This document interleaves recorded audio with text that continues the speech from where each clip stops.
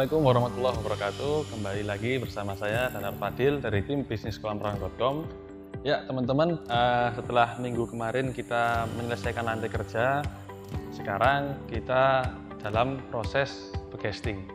Nah, dalam proses backcasting sendiri, ini nanti ada wear mesh, ada juga pipa pralon untuk jaringan sirkulasi. Dan besi yang kita gunakan di proses backcasting ini ukuran 8 mili dan juga yang ulir atau biasa disebut wear mesh. Dan untuk pralonnya sendiri kita gunakan pralon AW dengan ukuran 2 dim, 1 dim dan 1,5 dim. Untuk pralonnya sendiri, kenapa kita menggunakan yang ukuran bervariasi? Nanti dari pompanya pertama akan disalurkan melalui pipa 2 dim dulu. Nah, lalu kita kecilkan ke 1 dim. Nah, setelah itu keluar ke inlet, baru itu nanti di ukuran 1,5 dim. Dan itu sudah dengan pengalaman yang kita lakukan, tidak bocor dan tekanannya juga lumayan kencang. Makanya kita pilih ukuran pralon atau ukuran pipa 1 dim, 2 dim dan 1,5 dim. Dan untuk proses selanjutnya, setelah kita pasangkan semuanya wear mesh dan paralon, kita masukkan cor. Ya, untuk kesalahan sendiri yang biasa kita temukan di pembangunan kolam renang ini adalah dari pertama ukuran wear mesh-nya atau ukuran besinya. Ya, biasanya ada yang untuk penghematan mungkin ukuran 6 atau untuk yang agak 12. Nah, itu sih kalau menurut pengalaman kami memang yang paling cocok di ukuran 8 mili. Kesalahan selanjutnya mungkin di bagian paralonnya atau di pipanya.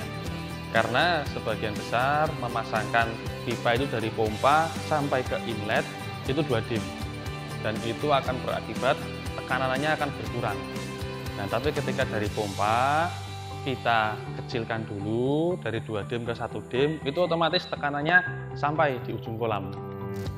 Jadi seperti itu untuk kesalahan-kesalahan ya yang sering kita temukan di pembangunan kolam renang. Backcasting sendiri merupakan proses yang sangat-sangat penting saat kita membangun kolam renang, karena di proses backcasting ini kita akan memulai proses pengecoran. Dan kalau kita sampai salah ukuran besi, kita sampai salah ukuran campuran semennya, nah otomatis akan berakibat di kebocoran. Karena kebocoran sedikit ada di kolam renang itu akan berakibat fatal, karena kita harus mengulangi proses cor dari awal lagi. Makanya kita tidak mau ambil risiko, dan menurut pengalaman kita yang sudah kita pembangunan kolam renang di lain tempat, kita makanya menggunakan wear mesh yang ukuran 8 mili dan juga campuran cornya yang juga baik. Untuk kolam renang di Suparjo ini kita akan menggunakan sistem semi overflow. Kenapa kita menggunakan semi overflow? Dikarenakan memang sistem ini yang cocok untuk kolam renang pribadi dengan lahan yang sempit.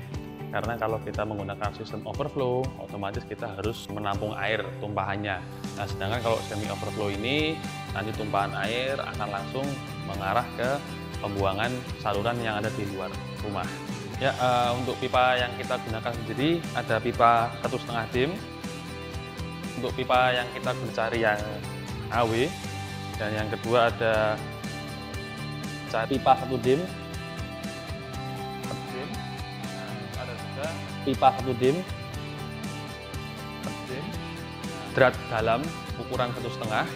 Ini untuk rumah inletnya. Jadi dari inlet kita masukkan dulu ke drat. Nah, lalu kita sambungkan dengan pipa yang 1,5 dim di sini. Nah, kita sambungkan di sini. Lalu kita overloop ke 1 dim. Jadi seperti itu sistem untuk pembuatan inletnya.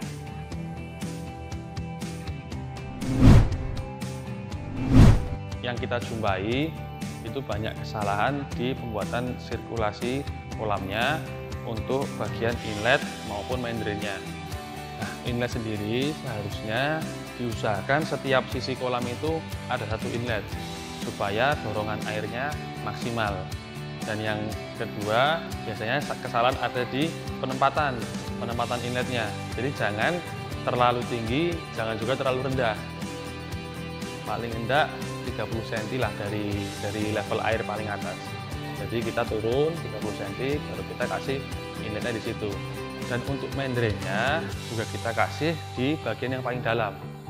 Jadi nanti kolam semisal kalau contoh kasusnya di sini 1 meter, ya kita buat agak miring sedikit. Nah nanti yang di bagian dalam itu nanti kita buatkan main drain di sana supaya air bisa mengalir ke sana.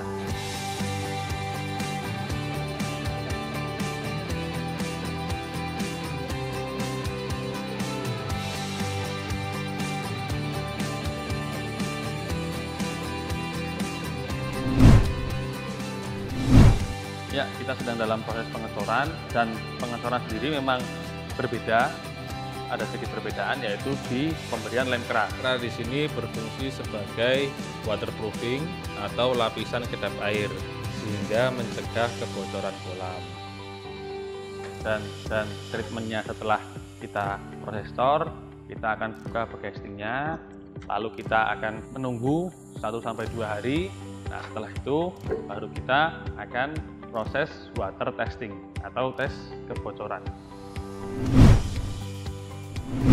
Ya, demikian video kita kali ini. Nantikan video kita berikutnya setelah proses pengecoran ini selesai. Nah, jangan lupa like, komen, dan subscribe di channel YouTube kita di sekolahamrenang.com. Saya Dana Fadil, berdiri. Assalamualaikum warahmatullahi wabarakatuh.